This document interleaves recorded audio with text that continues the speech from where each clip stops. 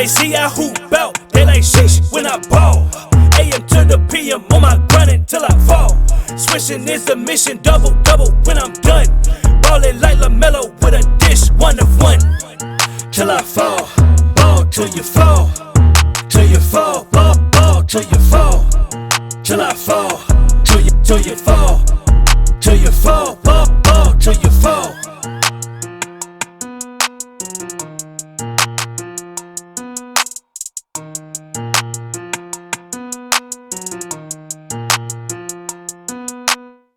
Welcome to the Ball to You Fall After Draft Show. I'm your host, George Hudgens. I'm your co-host, Robert Hudgens, also known as Pocket Full of Stones. I'm Kyle Allen, also known as Harlow's Heroes. I'm Rick DeYoung. I don't have an AKA. It's the 2021-2022 NBA season. Fantasy League is upon us. We just did the draft. I'm excited, man. I'm excited. How's everybody feeling about how your drafts went? Squad's looking strong. Squad is strong. I was telling Robert that this is like the backbone of the draft, but then after that, you gotta, whoever wins actually is who gets the good pickups later on. Like early on in the season, who gets the point guards or the breakout players that nobody else saw coming. I was really, really proud of everybody's draft. I was watching all the picks, man, and even Jerry had a good draft. I'm gonna leave Jerry alone this year. I'm gonna leave him alone. But no, man, who was the sneaky pick? If you guys had to pick, like, if you turn out to win it this year, who do you feel like your sneaky pick is? Like, man, I stole that guy in this round. Like, Kyle, who's your sneaky pick?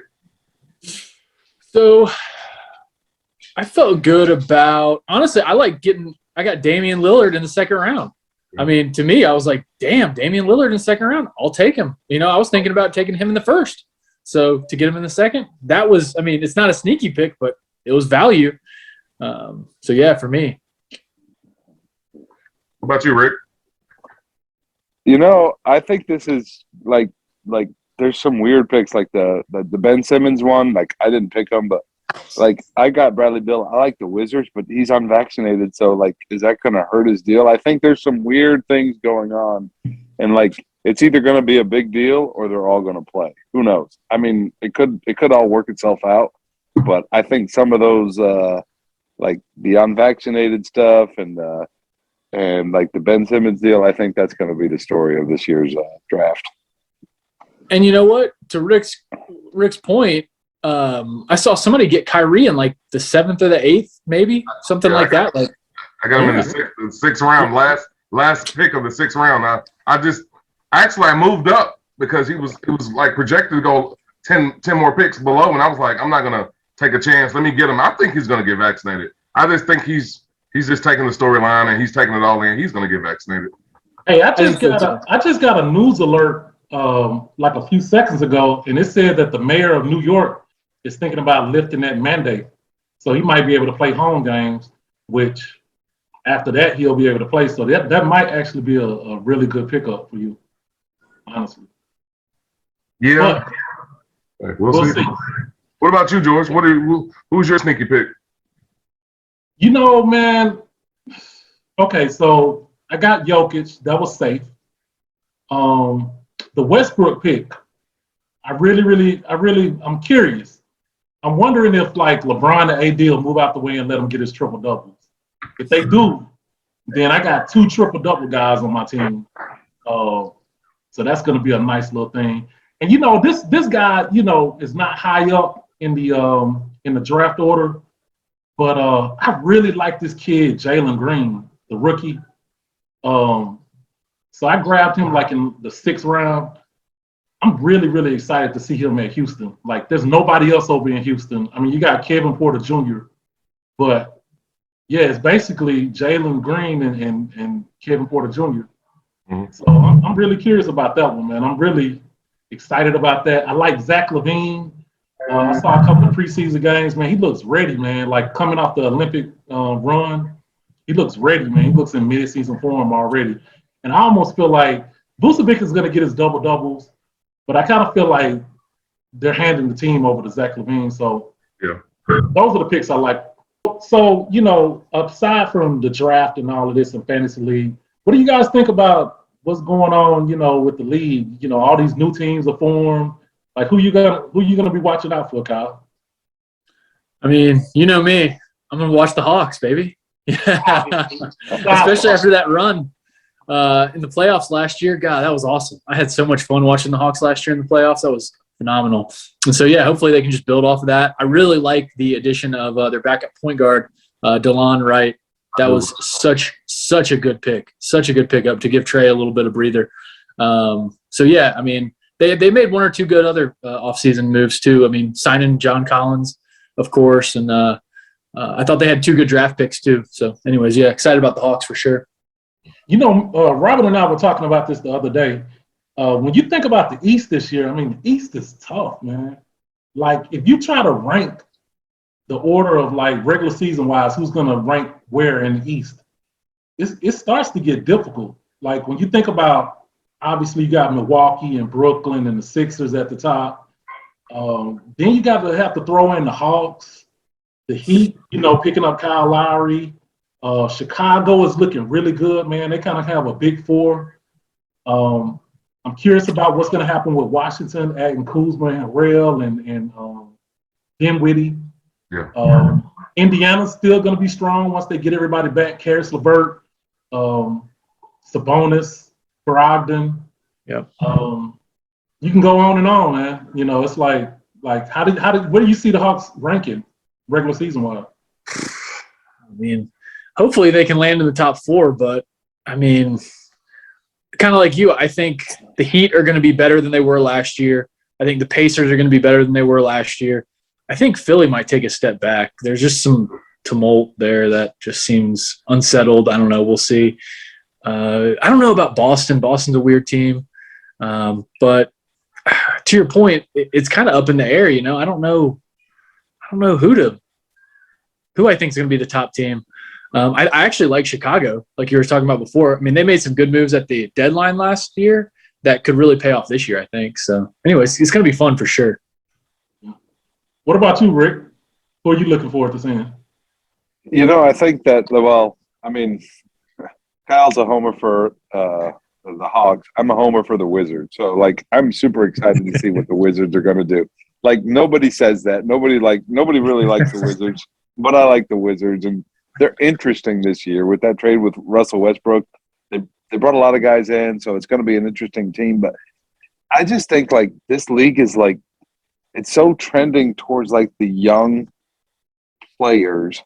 And it's like we look at all the veterans that we grew up watching and we watched them in college and stuff like that, and they're not really players anymore. I mean, they're not really factors anymore.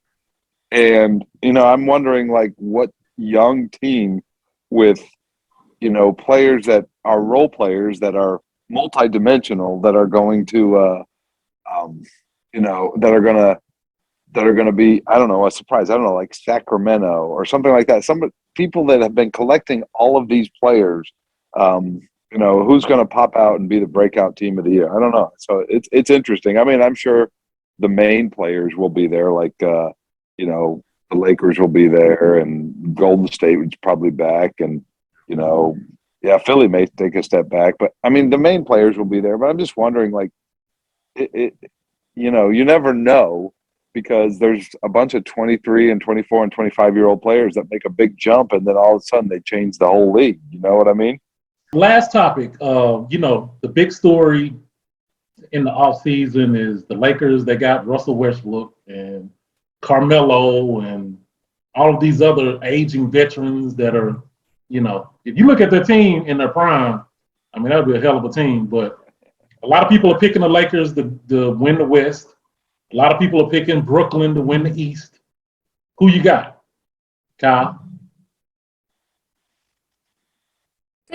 I mean, Brooklyn is so talented, especially if Kyrie, I mean, ends up playing and they, you know, pull the unvaccinated stuff in New York. Like, it's hard to go with anybody other than Brooklyn. Nobody has three players that are even close to as good as them. And if they can stay healthy, you know, they'll win.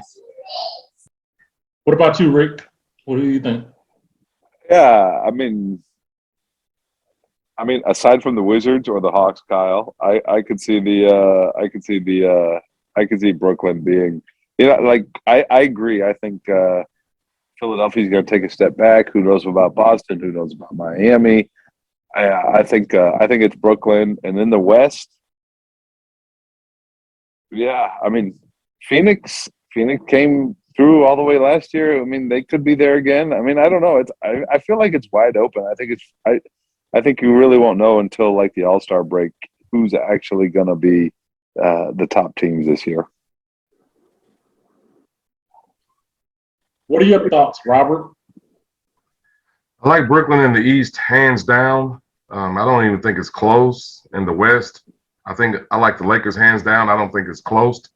And I honestly just feel like head to head in the finals when those two face, unless there's an injury, I like Brooklyn, but LA is my team. I just feel like you put Westbrook on the floor going against Durant, LeBron going against Durant, trying to just that battle. I think the Lakers got one last shot, and this is it. And I right now I got to go with LA. I just feel like they need it more.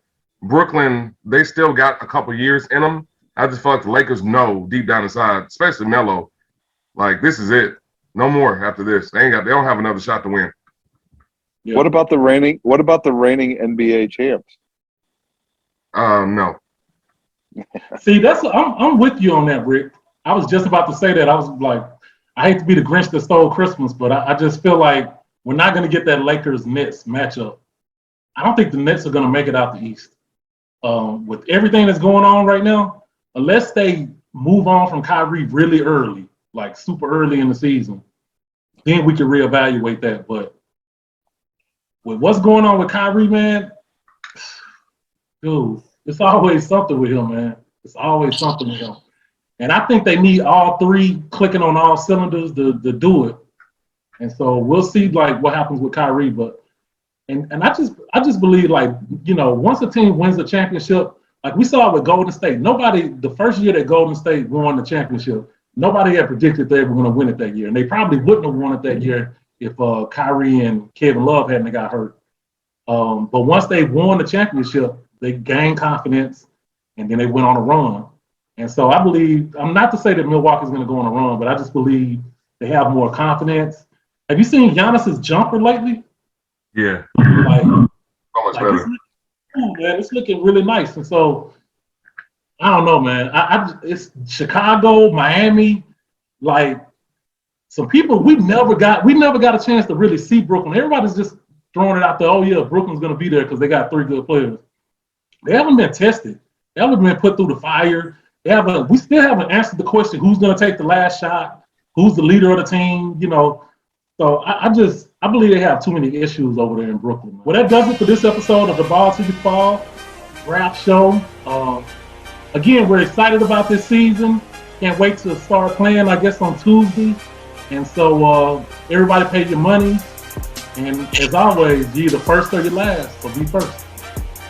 And that text thread last night was freaking hilarious, though, man. Like, I was sitting there watching the UT game, trying to figure out if Kiffin was going to make it out there alive, and then this text war, it was like watching picture in picture. It was crazy. Yeah, Rick, do you know the history of that? Like, that they used to battle at Enterprise or something? Like, what's behind all that? Close to, like 18, 19 years ago, that's when I started working with both of those guys, and they were both here. Yeah, I don't know. It was like this kind of latent hostility came up, and I didn't even know that it was there, but it was hilarious. Of course, back in the day when we all worked at Enterprise, like we would cuss each other out every day, so maybe that was just something boiling over from that, but it was pretty awesome. It was kind of fun to see. Yeah. We could have used that during the quarantine. I love that Damron kept asking him to get lunch with him while insulting him. He's like, no, like screw you, but I want to get lunch. Like we need to get lunch so I can then beat you up.